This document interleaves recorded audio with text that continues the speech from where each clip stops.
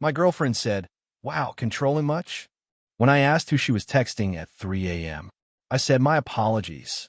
The private investigator's report I left on the counter with my moving truck outside answered everyone's questions. 29 male, guess I should have seen the signs earlier. Been with Natalie, 27, for 3 years, living together for the last 18 months in my condo. The one I bought before we met, thank God. It started small. Phone face down during dinner. New passwords. Working late at her marketing job that never required overtime before. But the 3 a.m. thing? That was new. 2 weeks ago, couldn't sleep. Rolled over to find her typing away. Phone brightness turned all the way down. Asked casually, "Everything okay? Who are you texting this late?" The look she gave me, like I just asked to read her diary or something. "Wow, controlling much?" she said, all defensive. "It's just Jenna. She's having relationship issues." At 3 a.m.? Yes, at 3 a.m. Not everyone operates on your schedule, Ethan. God, why are you being so weird about this? She actually turned it around on me. Said I was becoming possessive, that healthy relationships need trust, that she didn't question me when I stayed late at the office. Made me feel like the bad guy for asking a simple question. "My apologies," I said. Rolled over. Didn't sleep the rest of the night. Thing is, Jenna is in our friend group.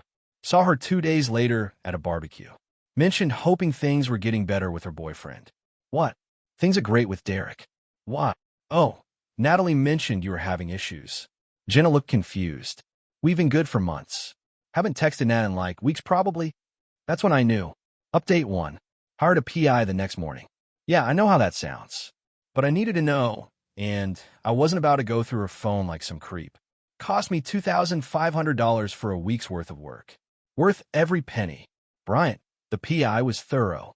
Former cop, very professional. Told me straight up, in my experience, when they're this defensive about their phone, there's usually something there. He was right. Thursday afternoon, instead of being in her office, she was at the Marriott downtown. With Connor. Freaking Connor. Her CrossFit coach, who she swore was just a friend, and honestly kind of annoying with all his protein shake talk. Brian got photos. Not explicit, but enough. Them entering separately, leaving together an hour later. Her fixing her hair in the reflection of his car window. Him kissing her forehead before she got in her own car. But here's where it gets worse. Bryant did some digging into their social media, texts he could see from public stuff. This has been going on for 4 months. 4 months of me paying for our groceries, utilities, her car insurance, because money's tight this month, babe, while she's sneaking around with Jim Bro. The Thursday hotel meetups were apparently their regular thing. She'd tell me she had client meetings. I never questioned it, because why would I? I trusted her. Brian compiled everything into a folder. Photos, timestamps, even found their Venmo transactions to each other with stupid emojis that made it obvious. Thank for lunch, eggplant sweat droplets, real subtle, Natalie. Sat on this information for 2 days. Acted completely normal. She even had the audacity to complain about me leaving dishes in the sink while she's literally cheating on me during work hours. Made my plans carefully. Call my buddy Trevor, who owns a moving company. Scheduled for Monday morning, 9 a.m. sharp, right after she'd leave for work. Update 2. Monday came. Kissed her goodbye like any other morning. Watched her drive away to her important morning meeting. Trevor's crew showed up right on time. 6 hours to pack up 3 years of my life. Only took my stuff, left all of hers exactly where it was.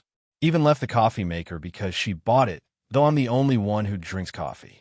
Before I left, placed Bryant's folder dead center on the kitchen counter. The cover photo was her and Connor entering the hotel, timestamp visible. Inside, everything else he'd found. Receipts, photos, the works. Left my key and a simple note. My apologies for being controlling. Best of luck with Connor. Phone started blowing up around 5:30 p.m. Ignored everything. 73 calls, hundreds of texts. Finally had to turn it off. Natalie tried everything. First came denial. This isn't what it looks like. Then anger. You hired someone to follow me? You psycho. Bargaining. Please just let me explain. It meant nothing. Depression. I can't lose you. You're everything to me. And finally, more anger. You can't just leave. We have a lease. About that lease, only my name's on it. She's technically a month-to-month tenant. Gave her 30 days notice via certified mail, all legal and proper. The entitlement started showing real quick. Her best friend Marissa called me screaming about how I can't just throw her out on the street and that people make mistakes. She made that mistake every Thursday for 4 months, I said. That's not a mistake, that's a routine. Update 3. Week 2 post-breakup. Natalie went from apologetic to vindictive real fast when she realized I wasn't coming back. First, she tried the social media route. Posted this whole sob story about how I abandoned her without warning, how I violated her privacy, how she's homeless because of my trust issues. Conveniently left out the whole cheating part. Some mutual friends bought it initially. Got texts asking what happened, why I'm being so cruel. I just sent them the hotel photo. Amazing how quick the tune changed. Then came the financial entitlement. She actually sent me a formal-looking email demanding I continue paying her car insurance and phone bill. I've been covering both because you can't just cut someone off without notice, and I structured my budget assuming this support. My response: you structured your hotel visits assuming I'd never find out. She threatened small claims court. My lawyer friend laughed when I showed him. For what? Boyfriend benefits she was getting while cheating? Good luck with that. The real kicker came yesterday. Connor, the CrossFit coach, reached out. Connor, trying to man this situation. Hey bro, I know things are tense right now, but Nat's really struggling. Maybe you could ease up? The apartment thing is really harsh. She can't afford it on her own. I actually laughed out loud. Maybe you should move in and help with rent. You've been enjoying the Thursday special for months. It's not like that, man. We're not even serious. Serious enough to risk her 3-year relationship, though. He hung up. But the peak entitlement? Natalie showed up at my office. Security called me down. She was there with a whole speech prepared about how I owe her because she invested 3 years in us. Ethan, you can't just erase 3 years. I decorated your apartment. I helped you through your dad's surgery. I was there for you. You were also at the Marriott every Thursday with Connor. One mistake doesn't erase everything else. Natalie, it was every week for 4 months. That's 16 mistakes minimum. She actually tried to negotiate. Like this was a business deal. Said she'd forgive me for the PI thing if I'd reconsider the apartment. The audacity was almost impressive. Security escorted her out when she wouldn't leave. She yelled something about me being heartless as the elevator doors closed. Pretty sure everyone on my floor heard. Update 4. Her family got involved. Her mom, who'd always been sweet to me, called crying about how I'm destroying her daughter's life over a minor indiscretion. Mrs. Patterson, she cheated for 4 months. People work through these things. You young people just give up too easily. Did Natalie tell you she's been using the money I gave her for bills to pay for hotel rooms? Silence. Then, she wouldn't. Check her credit card statements for Thursday afternoons. She hung up. Haven't heard from her since. Natalie's sister Victoria was next.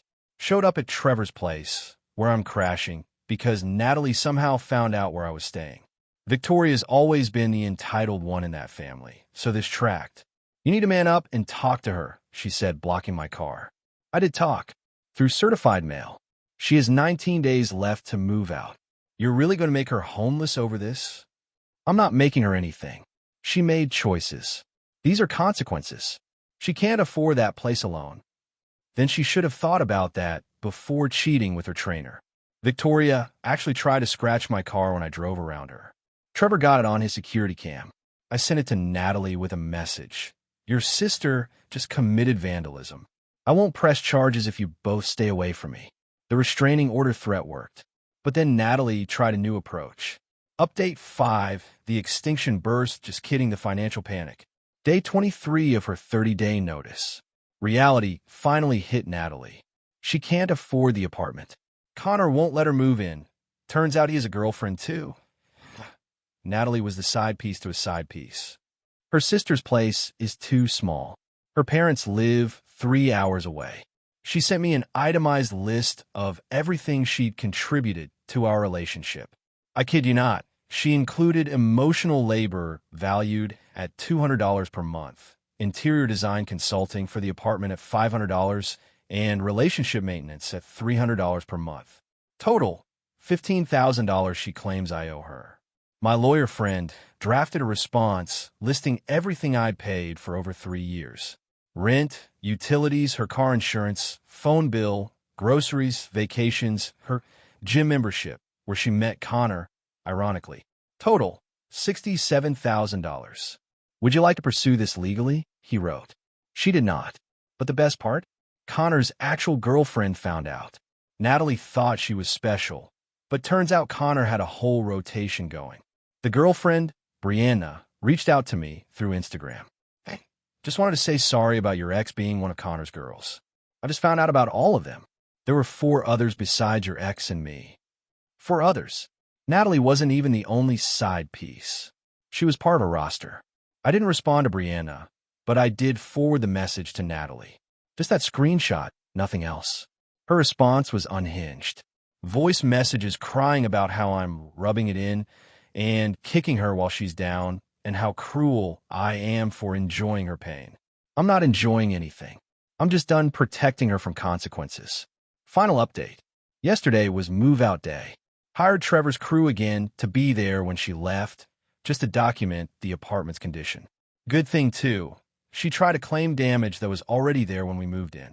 Had photos from 3 years ago proving otherwise. She found a studio apartment across town. Cost more than half her salary. Connor's completely ghosted her since Brianna found out about his side roster. Her family's embarrassed. Most of our friend group has dropped her after learning the truth. As she was leaving, she turned to me one last time. You destroyed my life over one mistake. Natalie, you destroyed your own life over 16 Thursdays. Minimum. I hope you're happy. I'm getting there. And you know what? I am. Found out through mutual friends that she's telling people I financially abused her by cutting her off. Same people who know she was using my money for hotel rooms with Connor. It's not landing like she hoped. My buddy Trevor's been great. His wife keeps trying to set me up with her coworker, but I'm not ready for that yet.